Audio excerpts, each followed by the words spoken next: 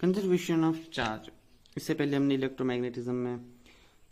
हर किसी definition introduction को पढ़ा था। अब हम कंजर्वेशन ऑफ चार्ज, ये भी हमने बचपन में पढ़ा है कि कंजर्व होता है, हम ना ही क्रिएट कर सकते हैं ना डिस्ट्रॉय कर सकते हैं, बट इसको थोड़ा सा और अगर हम तरीके से समझें तो क्या होगा हम देखते हैं। मान लीजिए कि मेरे पास एक सिस्टम है,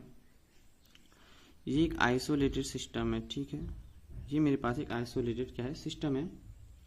बट ये क्या है कि हमने क्या किया इस सिस्टम में, बिना अफेक्ट किए इसकी बाउंड्री वगैरह की, इसकी प्रिंसिपल को कि कोई भी बाहर वगैरह से नहीं आ सकता, मैटर बाहर नहीं जा सकता, तो हमने बिना अफेक्ट किए एक गामा रे को यानी कि फोटोन की लेंथ को हमने इसके अंदर पुट, देखा क्या होता है करके, ठीक है। हमने क्या किया इसमें पुट किया गामा लेंथ को। अगर हम अच्छी तरह से करें तो बेसिकली इस प्रकार से, तो दोनों की बात एक ही है। तो जैसे हमने इसके अंदर डाला, हम देखते हैं कि जो हमारा फोटोन की हाई एनर्जी है उसकी वजह से हम देखेंगे कि यहाँ पर ये दो हिस्सों में टूट जाता है, एक हिस्सा और दो हिस्से में, यानी कि पॉजिटिव वाले में और एक नेगेटिव वाले में। इसको थोड़ा सा और जूम आउट करके देखें तो हम देखेंगे कि फोटोन की जो लेंथ बनी, जैसे इसके अंदर से ब्रेक हुआ, ये एक हमें इसमें और एक हमें इस फॉर्म में मिलता है, जहाँ पर मैं इसको अगर मैं पॉजिटिव करूँ इसको नेगेटिव, तो हमने देखा कि ये दो हिस्सों में टूटा, क्योंकि हाई एनर्जी के कारण मैं कहूँगा कि ड्यू टू हाई एनर्जी मैं कह सकता हूँ कि दो हिस्सों में टूटा। पहला हो जाएगा पॉजिटिव, सेकंड हो जाएगा नेगेटिव चार्ज में, यानी कि सेम मैग्नीट्यूड के नेगेटिव चार्ज में।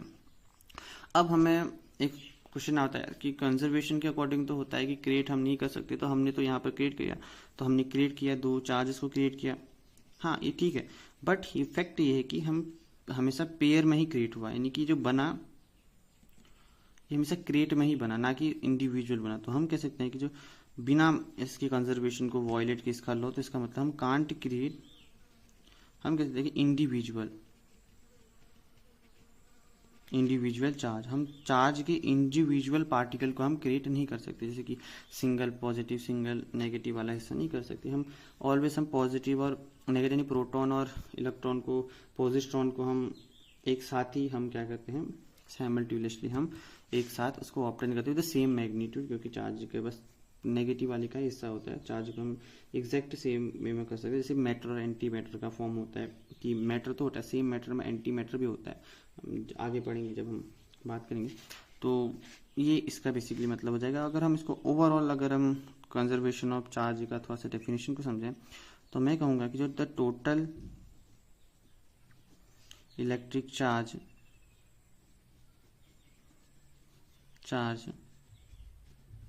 in an isolated system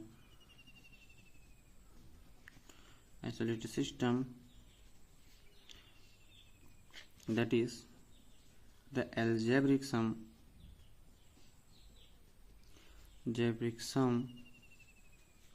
of the positive and negative charge present at any time